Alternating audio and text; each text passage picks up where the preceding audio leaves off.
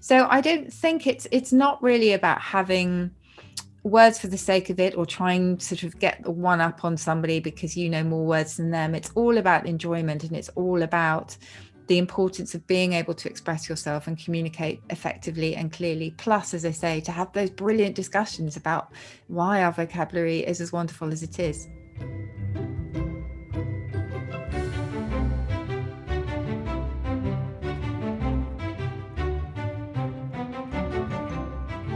Hello and welcome back to Series 2 of Rosetta Stone's More Than Word podcast, in which we talk to different people and experts in the field of language and linguistics to answer your most pressing questions about learning another language. My name is Alex Rawlings, and I was named Britain's most multilingual student in 2012, and I'll be your guide for this series, providing some tips I've picked up on my way to fluency in 12 different languages. Last episode, our guest recommended that vocabulary was the first thing to concentrate on when you start learning another language. So today, that's exactly what we're going to do. Rejoining us for Series 2 is the UK's most renowned lexicographer, Susie Dent, who's going to be talking to us about why vocabulary is so important. And we'll also be joined by Chester Santos, US memory champion and founder of the business memoryschool.net. He will be giving us some principles on improving our memory and how to apply that to learning new vocabulary. You can also join me and Susie in an exercise where we try to memorize 15 random words in a row. And as ever, I'll be summarizing the top tips for learning vocabulary for you at the end. Enjoy.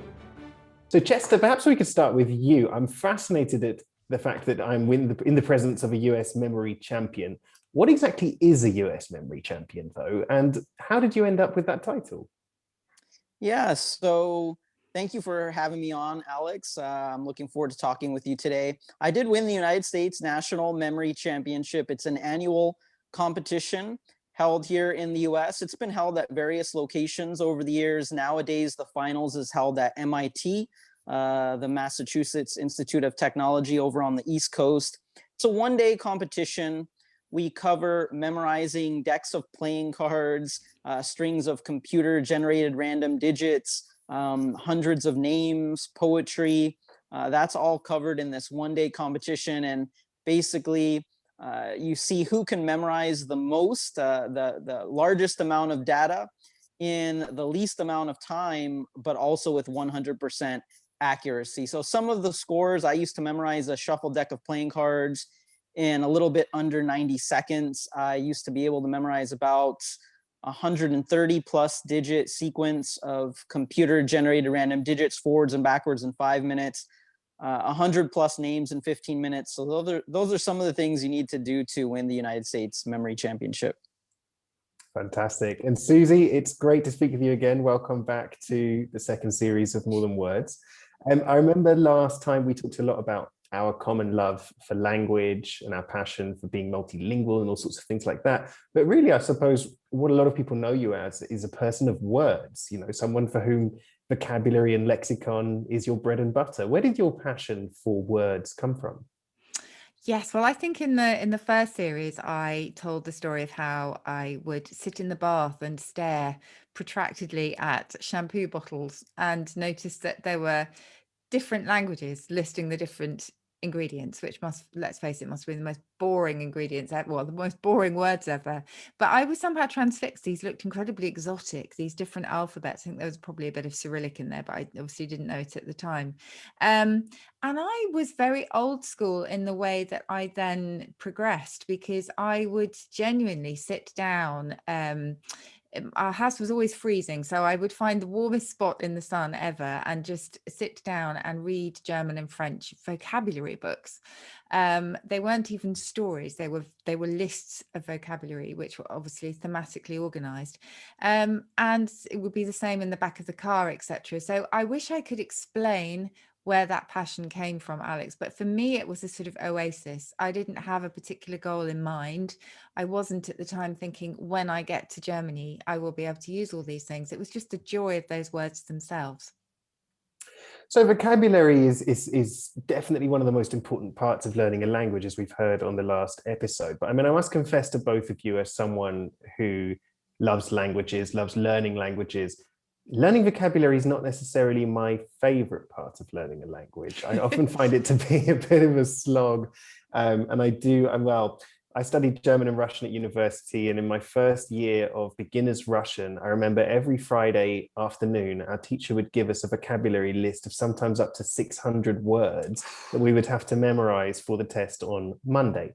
And I think my average score for the whole of that year was not more than about 24%. 600 that's, I have to say, very savage. 600 Very words. savage. Yeah. And very random words, I think, as well, because when you start learning vocabulary lists that are so extensive and so large, I think you start going well beyond words that you ever thought you ever would have wanted to learn. So, I remember spending my weekend as an undergraduate student, in the library trying to memorize all these different Russian words for types of boot or different types of snow or a white picket fence and all this stuff. And I remember feeling a little bit disheartened by all this stuff. But I remember some people in the class did really, really well, and some people were getting 85% on every test. But the next year when we arrived in Russia, I actually remember that those weren't necessarily the people who were most confident talking, and they weren't necessarily the people who were able to kind of get us from Moscow Domodedovo airport to the center by asking for a train ticket. Because even though they had all this vocabulary, they couldn't necessarily use it to speak. Susie, I mean, have you had any experiences like that? Yeah, I think that was totally true of me. I had the vocab, but I didn't have the apparatus to put it together at all. And then I really wasn't prepared for people talking back at me either. So I might just recognize a word or two. But, obviously there was a whole kind of grammatical structure embracing all of this that made it very hard. So the only way that I found of actually learning that, and we've talked about this before, Alex, was immersion. Essentially was to be there and then to pick up the vernacular, because no textbook could actually prepare you for every eventuality. Only actually being there and dealing with it can. But just going back very quickly to vocabulary lists, I mean, I'm learning Spanish with Rosetta, and I'm loving finding all the connections between French and English and Spanish. Just this morning I was learning manda for I send, and I was thinking, oh, that's mandate as well, and that's all sorts of different things, and leo for I read, and all of that stuff. I'm really loving it, just finding the hidden threads between the languages, and those are very obvious ones, I suppose, but that for me is a joy too. I absolutely agree. I mean, I really love it as well. And one of the things that I really like about the Romance languages, obviously Spanish is the one I use the most out of them, is that sometimes the most kind of normal words sound very formal and almost a bit ridiculous to an English speaker's ear. I remember once being on the phone to a call center, and the lady on the other line saying to me, no se retire, like don't retire yourself, which basically means don't hang up. And I was thinking, wow. Do not withdraw. Do not withdraw from the call. But yeah, I mean, every time I find one of those words, I do have this kind of zing of excitement. Yeah, it is a zing. That's a good word. Maybe we project it onto the words. Maybe it's there in the words, but I feel like each word has its own kind of character, its personality, a color that comes with it, and I get a bit of a kick out of it. I just want to take a moment to let our More Than Words listeners know that to start applying the tips that you're learning with us, Rosetta Stone has a special offer for all podcast listeners, which will arm you with everything you need to start learning on the go.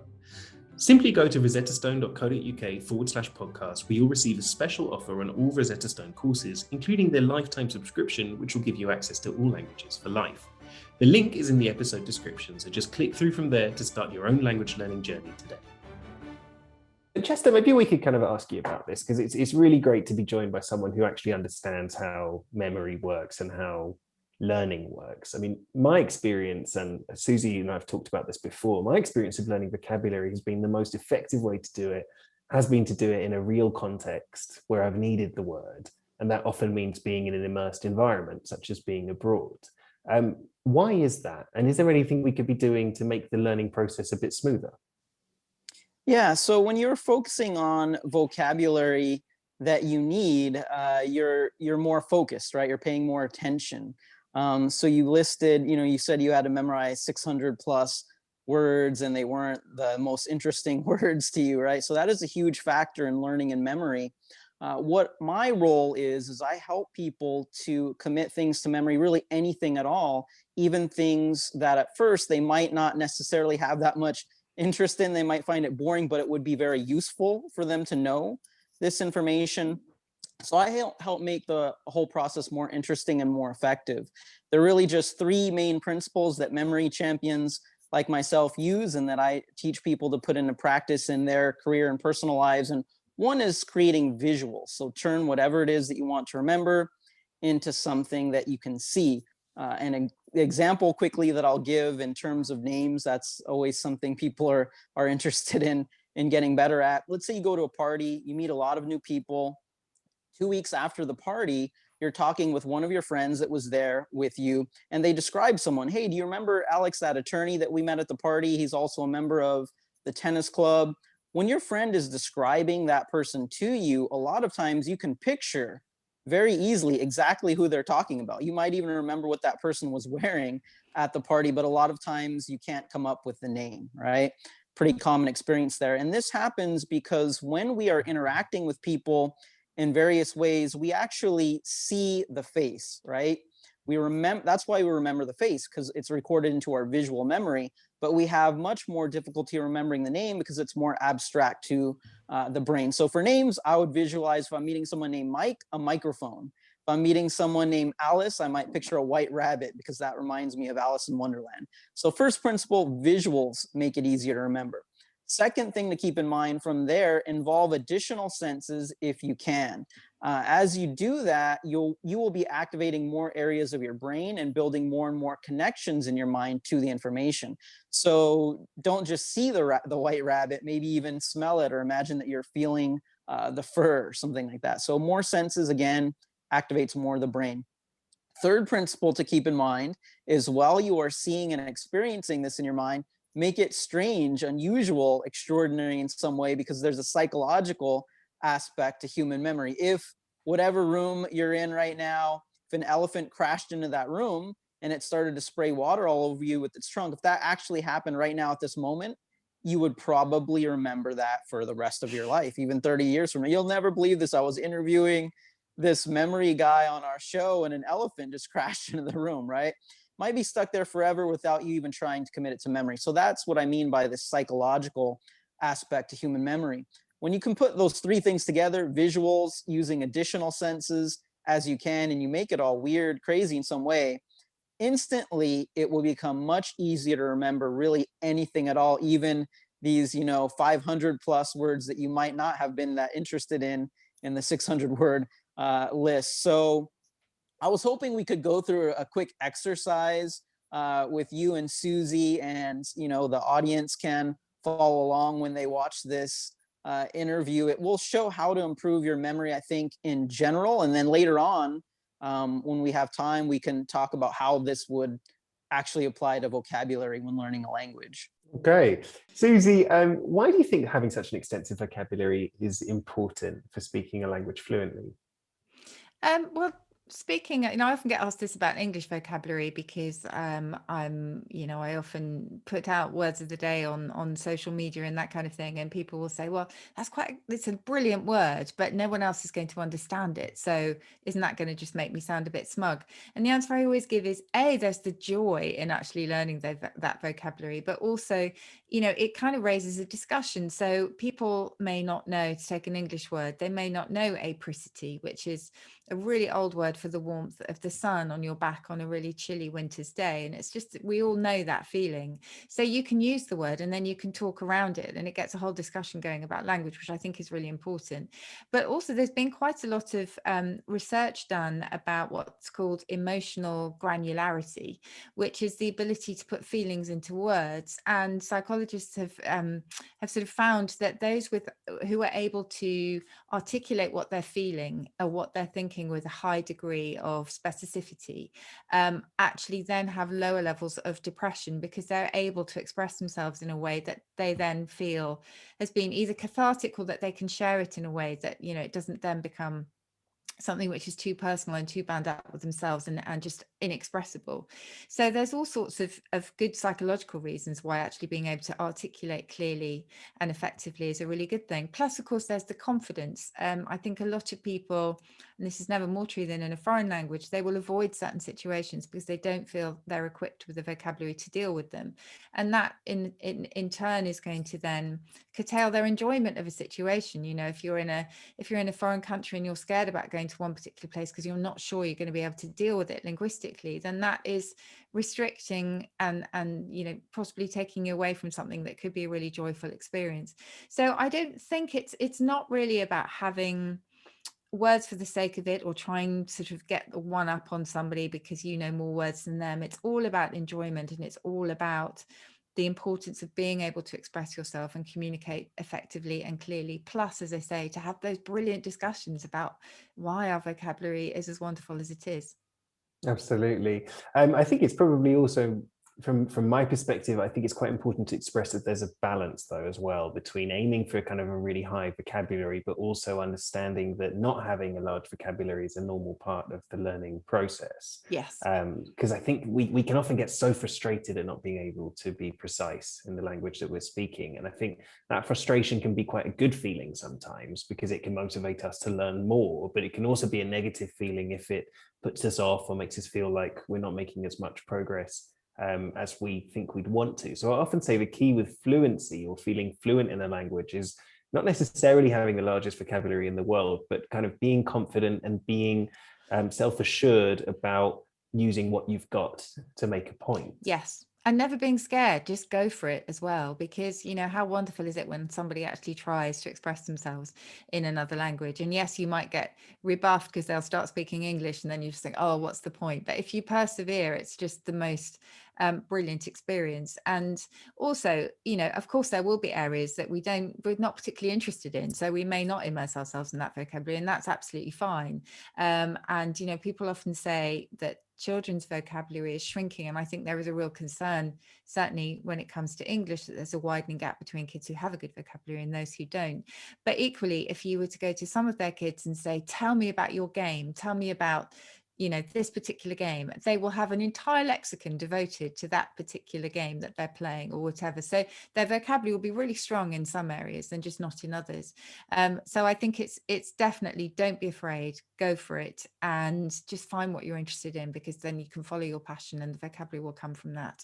Absolutely. And I think that definitely applies to adult learners of foreign languages as well. That maybe you'd feel very confident and very articulate on a specific topic in a language that you're learning, and then it comes to something else that maybe you don't have such a strong emotional connection with, or that you haven't experienced directly, and then it's just logical that you wouldn't necessarily have the same level of vocabulary or the same number of words. I mean, a weak spot for me in every language is football, which I can't say I'm a huge fan of. Even in English I get lost. Yes, I know. If you're not involved in golf or cricket or any of that stuff, then even for a native speaker, it's a total minefield. I'm with you on that one. Brilliant. Because I think, as Chester was telling us earlier, the best way to learn vocabulary is when you need it, right? When you actually need it. And I think talking to yourself and realizing that you don't know a word that you'd like to know, or even, it doesn't have to be in your head, you could write it down. For example, if you try journaling in the language that you're learning, you'll quickly identify what are the words that you're missing and that you're not able to talk about. And once you've identified that need to know that word, I personally find it's a lot easier to then remember that word and acquire it as part of my vocabulary. But I guess this is always a challenge I've had, Chester, with vocabulary lists, which is kind of, I do feel sometimes like they're so abstract, they're so kind of unfriendly when I look at them, that I often do struggle to create that need for those words. I mean, what could you give us any advice on how to make the vocabulary that we know we should learn? How can we make it really kind of a necessity and really something that's a bit easier to do?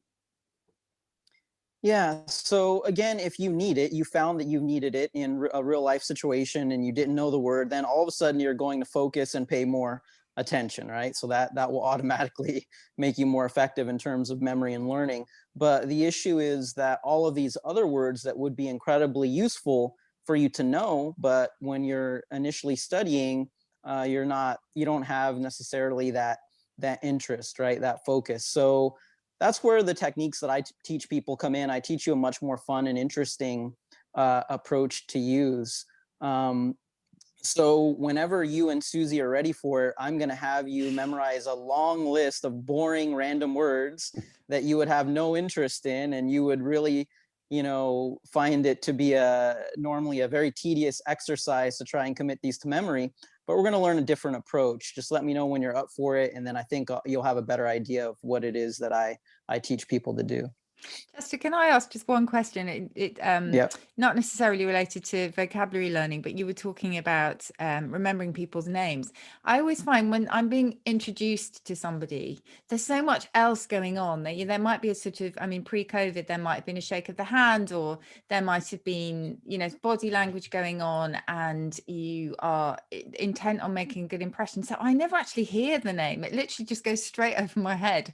I'm too focused on other things. So would you just say concentrate from the very beginning and know that you're going to need this name, so actually listen out for it? Because my brain seems to just blank it every time.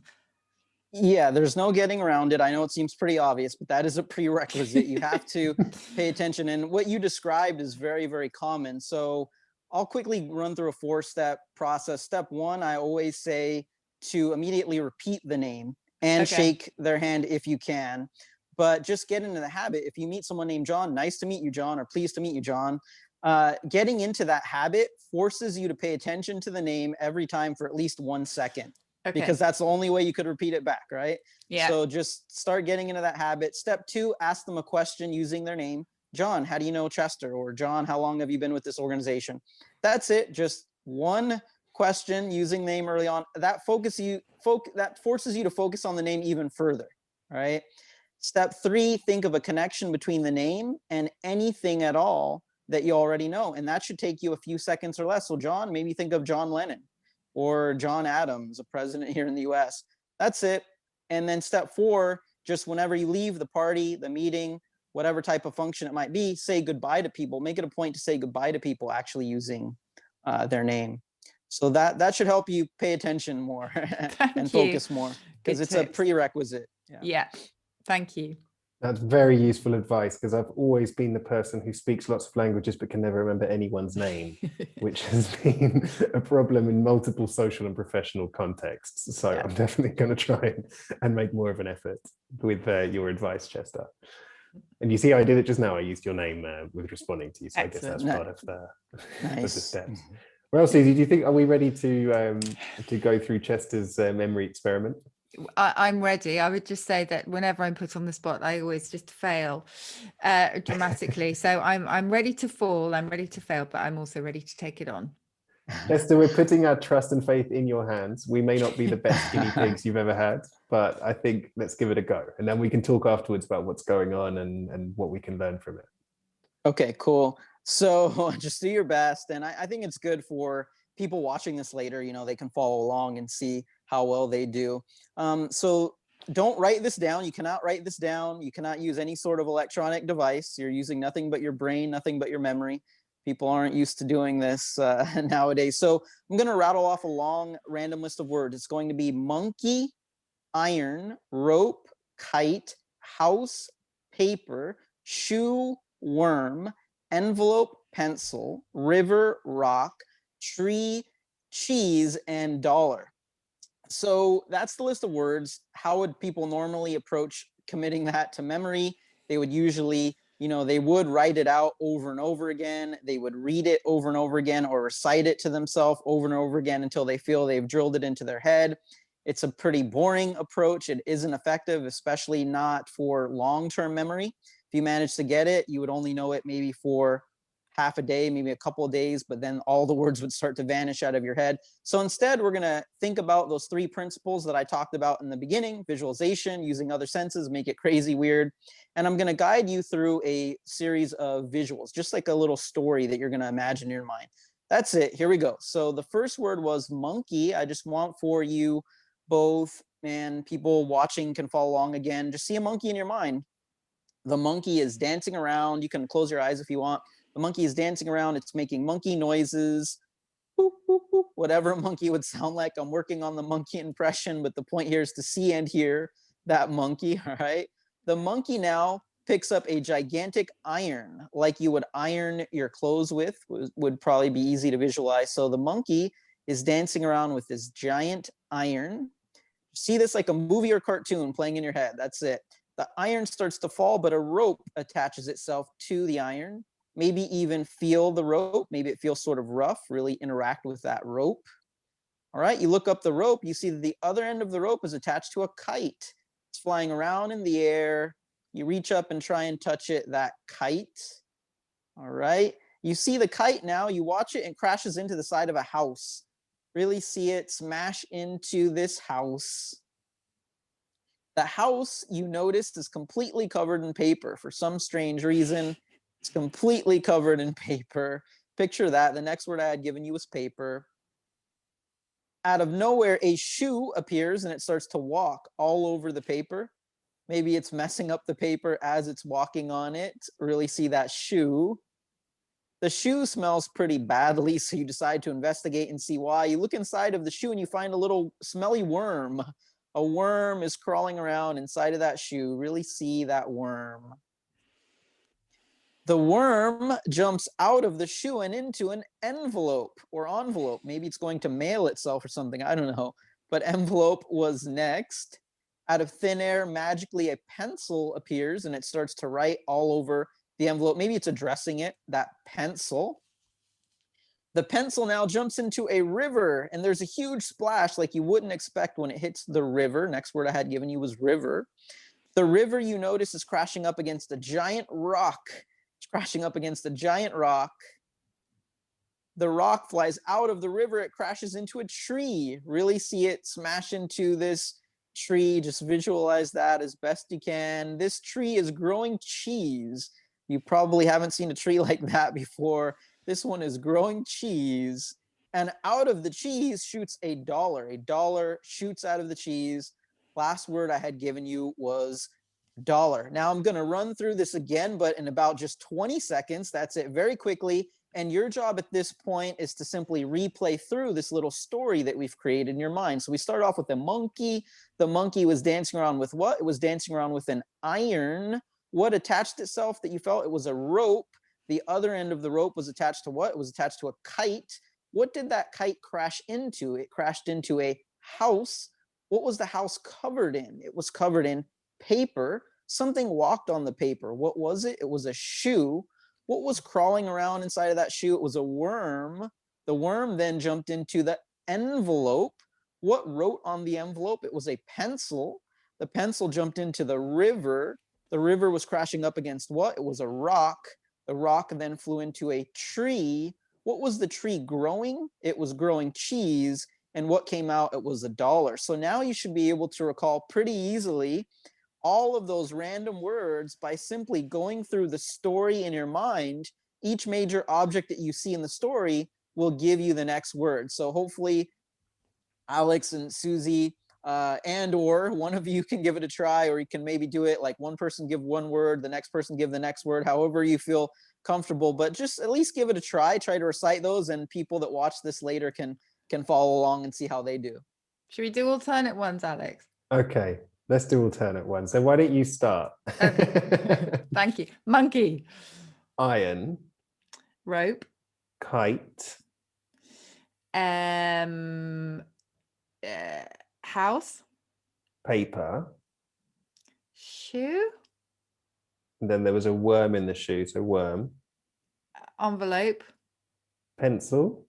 Yeah. River. Rock.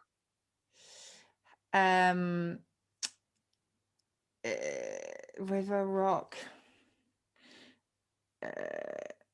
Cheese. Is it cheese? It crashed into something that was growing cheese. It crashed into something. A tree. You got it. Good. Then it was cheese. Then it was cheese, and then it was a dollar. Great job. Awesome. You guys did really well. It's tough under pressure there. You know, I just sprung that on you out of nowhere. So, but you guys did incredibly well. It's a good story. I absolutely get it. Yeah, I can see it very visually. And I think that's also helping these weird words to have some kind of connection. Yeah. Yeah. So something random that people would normally find pretty boring. This sort of approach makes it a lot easier. I'm sure people that watch this later will get most of the words, if not all of them. But I think that gives you an idea of how to incorporate those three principles to something, basically just improving your memory in general. And then later on, we can talk about how I would connect all of these principles to remembering vocabulary words in a foreign language. So what's happening here essentially is because it reminds me a little bit of some of the vocabulary lists that I used to get, which I never did very well in the test in. But then obviously the idea wasn't to memorize the list or the order of the words, but it was actually to remember what each of the words meant. But it sounds like the idea here is just to create some kind of connection, some kind of meaning, some kind of context to de-randomize it. Is that right?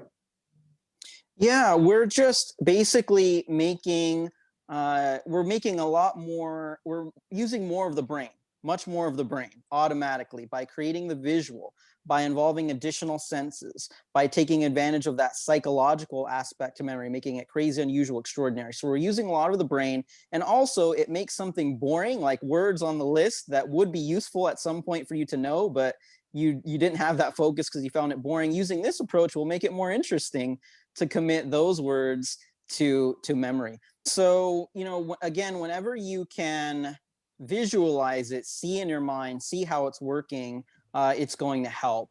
But we can apply this even to things where at first you might have difficulty coming up with that visual. So I'll get into it now, how I would use this kind of stuff in conjunction with Rosetta. So I've been going through Rosetta and kind of have an idea of how it works, where it shows you a picture, right? And there's an audio clip attached to the picture, right? So that works very, very well. I love that it has that visual component. I would, to just add another tool to your mental toolbox, incorporate some of these principles that I talked about. So for instance, in Russian, for the word fork, that you would use when you're eating a fork, it's vilka. And if this were Rosetta Stone, you would see probably an image of a fork, or you would see a person holding a fork during a meal, right? And the audio would say vilka. But now you're going through, you're being tested, and you see the visual again of the guy holding the fork, and you might not remember what the audio said, right? It would be easier to recall what the audio said if, when you're initially presented with that picture, you imagine that the fork is poking some veal, or you take the fork and you poke some veal, and as soon as you poke the veal, a crow flies out in your face and starts to caw at you. Caw, caw, the crow is cawing, right? So, and you imagine that this actually happens. You see this happening in that Rosetta Stone visual. Right there, you are incorporating, again, so much more of the brain. You're making the whole thing a much more interesting experience. So definitely when you're going through the vocab list again, you see the visual, you're going to remember instantly that it was vilka. So that's one example. I can give you some other examples later on if it's useful, but that's how I would incorporate my principles and use it in conjunction with a program like Rosetta Stone. That's really interesting, because that works with spelling as well. So I work on a sort of spelling app, particularly for kids who have dyslexia or really struggle with spelling. And it's the visualization element that really helps. So, for example, to remember how to spell embarrassed, you can remember the R's as two red cheeks. And you can visualize someone with, blushing because they're embarrassed, and you remember the two R's. So it's quite similar. That I can totally see how making a picture of it then will help it lodge in your memory. Perfect. Yeah, exactly. That's exactly how I would help someone with spelling as well. So yeah, it's very effective. Once you come up with that visual, it is more solidly locked into your memory. Yeah. And is there a point, Chester, where we can kind of move on from those images we've created? Or if you learn Russian in this way, will every time you see a fork, you will see a veal and a crow flying out of it? Oh, no. Very good question. Very good question. No, so these techniques are just to help you take the information from working memory, which is memory that lasts for a few seconds or less, into short-term memory, minutes, hours, days, eventually into long-term memory. So this just helps you get it into your long-term memory. And eventually you're just going to know that for fork, the word is vilka. So Okay. now I just know it. Sense. Yeah, now I just know it and can use it, but I needed that visual to initially help me lock it in there. Okay. Okay, so I think with the spelling, it maybe works slightly different, that you think of the two red cheeks that make you feel like an ass, so you get embarrassed at the end. And for me, I always think of that, but maybe I'm using both long-term memory and short-term memory when I'm doing that. I'm not sure, but it's fascinating the way that you are sort of stimulating different parts of your brain. Jessica, could you just maybe tell us a little bit about short-term memory, long-term memory, and how that works? I mean, I think I've heard, it's one of those things you hear all sorts of facts about, but I'm not sure which ones to believe. I've heard something like you need to see a word 7 times for it to stay in your memory or something like that. Yeah, so there are really 3 main types of memory: working memory, short-term memory, and long-term memory. A lot of people get confused as to the difference between working and short-term. So working, a really good example is, you're doing some sort of mental calculation. So you count up a number of items. You have to quickly remember how many you just counted to multiply that times 3, right? So it's a very short window. Your brain needs to work with that information temporarily. That's a good example of working memory. It's a very short memory buffer. Short-term memory then is minutes, hours, days, and then it might vanish from your memory. Long-term memory, an example that used to be given in psychology books, I wonder if they changed it now with everybody using phones, but it used to be your own phone number was a really good example of something that was in your long-term memory, though nowadays some people don't even know their own phone number. Or your birthday is another good example of long-term memory. So information usually has to go along that path. It needs to go from working to short-term, eventually into long-term. And again, these types of techniques just help you take that information and eventually get it into the long-term memory. The best way is to use these types of techniques, I think, in conjunction with spaced repetition is really good for long-term memory. So 20 or 50 reviews done tonight, also known as cramming, is only going to be, you're going to spit it out on the exam. And then after the exam, a lot of that information will vanish from your memory. So it's only good for short term. For long term, you would want to do your reviews. Maybe, this would apply definitely to learning language vocabulary. Maybe a review at the end of the week, a couple of weeks later, a few weeks after that. Spaced repetition is more effective for long-term memory.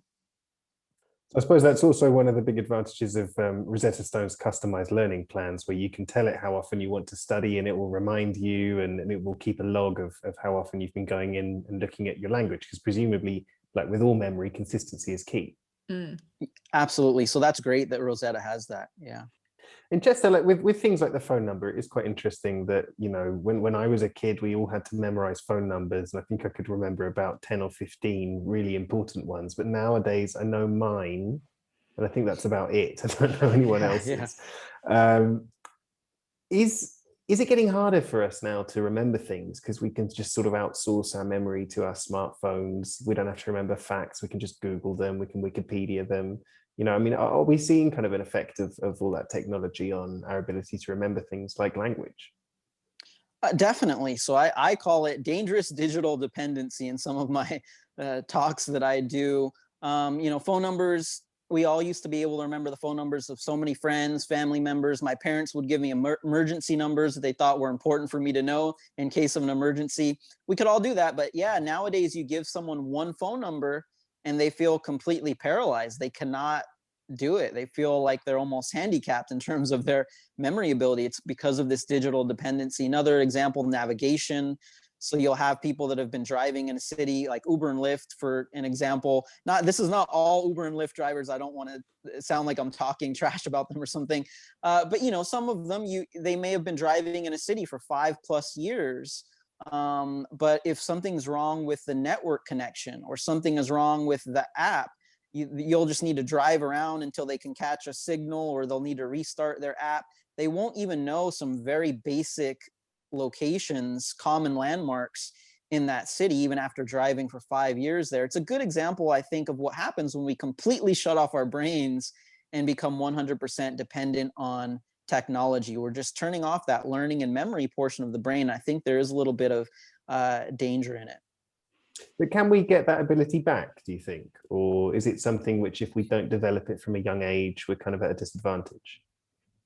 No, really, you can develop your memory. You can keep it strong and, in fact, improve it really at any age. But you just got to make it a point to work on it. Just like I don't necessarily enjoy going to the gym, especially on certain days. I have to really drag myself there, but that's what's necessary. It seems boring, and we don't want to go through the work of lifting the dumbbell, but that's how you get your muscles bigger, right? It's really the same for the memory muscle in the brain. You just got to use it and you can get it stronger. But it is possible really at any age. One of the best mental exercise, I usually talk about this in my general talks, but this is the perfect time to mention it in this interview. One of the best ways that scientists say to build up your cognitive reserve, which is your potential resistance to Alzheimer's and other forms of dementia, one of the best ways they say to do it is learning foreign languages. Yeah. It's one of the best forms of brain exercise to build up this cognitive reserve, because you're just forcing your brain to really exercise and build so many new connections in your minds. So it's one of the best ways to perhaps become resistant to forms of dementia. So the research is called cognitive reserve, if people want to look it up later, and you'll find that learning languages is highly recommended for that. Yeah. Learning new things, isn't it? Rather than sort of repeating the same thing over and over, even if that's also exercising your brain. Yeah. Absolutely. And actually, a guest we had on the last episode, Thomas Back, so one of his specialties actually is the warding off the onset of dementia and Alzheimer's through learning languages. And I mean, previously he told me about some fascinating work you've been doing with an organization in Scotland that goes into old people's homes and actually helps them to learn languages, dementia patients, Alzheimer's patients, and all that kind of thing. And I remember him telling me that kind of as they were learning languages and learning new words, all sorts of amazing memories or flashbacks would come up, and they just start telling these stories. So there's definitely something really, really interesting about what learning a language does to the brain and the memory function. Yeah. So Susie, just as a final thought then for our listeners, what would your top tip be on learning vocabulary? I have just two or three. One is read. It's an obvious one. It doesn't have to be reading, Balzac or Goethe or whatever. It doesn't have to be high literature, but just read as much as you can. It can be magazines, graphic novels. Just immerse yourself, because the more exposure you have to vocabulary, obviously, the more you'll absorb it. And I'm sure Chester will agree. There's a certain amount of sort of unconscious absorption of vocabulary as well, which is lovely, because it just slips into your memory. And the other is just immersion. I mean, we talked about this before. Watch TV programs, watch films, listen to the radio. There's a really strong chance when you're learning a foreign language that you will only understand 10%, maybe not even that, but you're still listening to the rhythms and the sound of a language and just getting a feel for it. And little words will start to shine through. And that for me is just a joy. When I switch on German radio, it takes me a little while actually to settle into it. But then it's just, I can just relax into it, understand maybe 80% if they're talking quickly. But I love it, and I definitely feel a little bit more fluent by the end of it. Absolutely. And of course, with social media and the internet, you can also get so much access to foreign language. You can get so much access to authentic foreign language just by going on specific Twitter feeds, by joining certain Facebook groups or following certain accounts on Instagram. I know I use that. And then I also have to admit, I sometimes use the automatic translate tool with caution, to try and get an idea of what they're saying, and then put it back to see if I can work it out. So that's a great way to pick up some new vocabulary. And Chester, what would be your final tips to our listeners on how can they learn vocabulary in the most effective way and make the most of the amazing human capacity of memory? Yeah, I think my top tip would be, since most people, a big issue is just certain words are too boring, they're not that interested, try to think about the three principles that I talked about today, turning it into a visual, try to involve additional senses, make it crazy, unusual, extraordinary in some way, build that little visual kind of story. I think if you do that, it's going to be more interesting, and making the vocabulary more interesting is really going to help your learning and memory. Absolutely. Thank you so much, Chester. And I think my final tip would be that vocabulary is extremely important. It is the one part of language that you can communicate with, even if you don't use anything else. You can always make yourself understood by just stringing words together, even with no grammar, if it comes to that. Well, I hope you enjoyed that episode and managed to get involved with the memory exercises that we ran through. I know I definitely learned some new techniques. So just to summarize for you, starting with the 3 principles from Chester, try your best to add visualization to your learning so that you really see what's happening. Then try to add additional senses and really make it as unusual as possible to lock it all in.